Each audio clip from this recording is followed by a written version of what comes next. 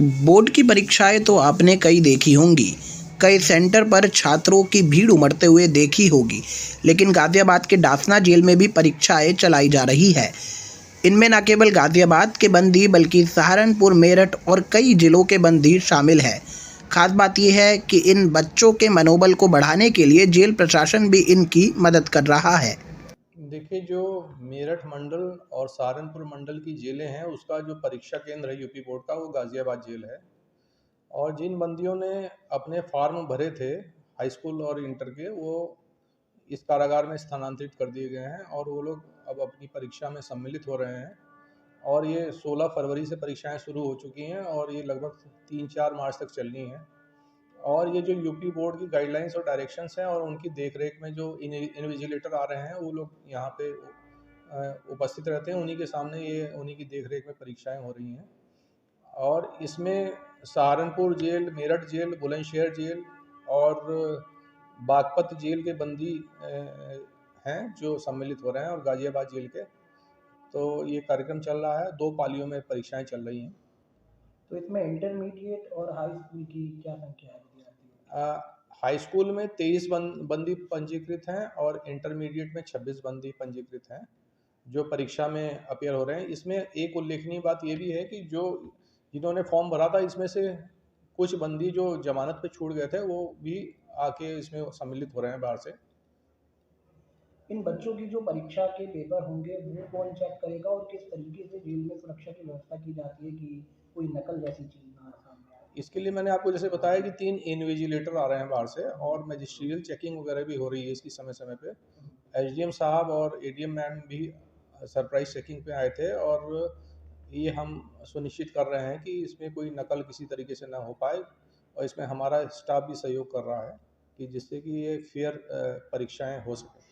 तो माफी सी बात है, बोर्ड की परीक्षाओं से आम बच्चों में भी एक तनाव और कहीं ना कहीं एक नर्वसनेस क्रिएट होती है।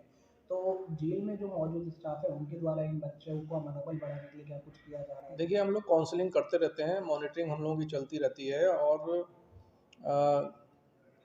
हम लोगों के डिप्टी जेलर और ये जो सर्कल ऑफिसर्स हैं, उनको विशेष हिदायत दे रखी है कि यदि कोई ऐसा ऐसा संज्ञान में आता है कि कोई मानसिक तनाव में है, तो उसका हम उसी हिसाब से काउंसलिंग करते हैं और उसको हम लोग इस तरह से समझाते हैं कि जिससे कि वो इन समस्याओं से निराकरण हो सके। यदि उसको चिकित्सीय उसकी ज़रूरत होती है, तो वो भी हमारे यहाँ हॉस्पिटल है, वो भी हम लोग उपलब्ध कराते हैं।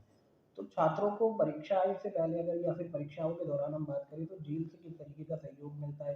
क्या कुछ आपके पास भी मदद के लिए डिमांड आती होगी और आप लोग उसकी पूर्ति करते हैं? नहीं, अगर किसी को कोई गाइडेंस चाहिए होती है, तो जो बंदी जो पढ़े लिखे हैं, उनके सहयोग से हम लोग उनको सहयोग उपलब्ध कराते हैं। और उनको जैसे कि आप जानते हैं कि हर हमने बैरक में इस चीज़ की स्क्रीनिंग हम करते रहते हैं कि निरीक्षक कितने लोग हैं।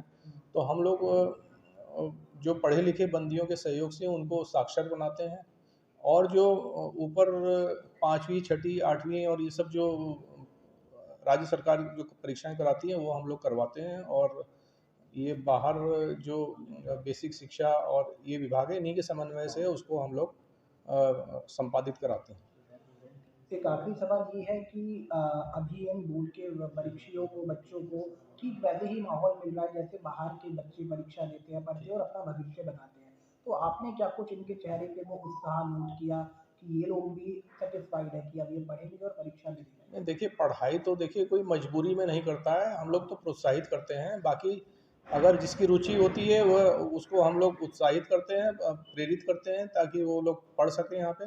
और जैसा आप जानते हैं, जेल में वो फ्री हैं, अपने समय का सदुपयोग कर सकते हैं। बाहर तो आदमी को 10 काम होते हैं, लेकिन जेल में उसको ऐसा कोई विशेष काम नहीं है। वो अपना समय का सदुपयोग करना चाहे तो इससे ज़्यादा समय उसको कहीं नहीं मिलेगा।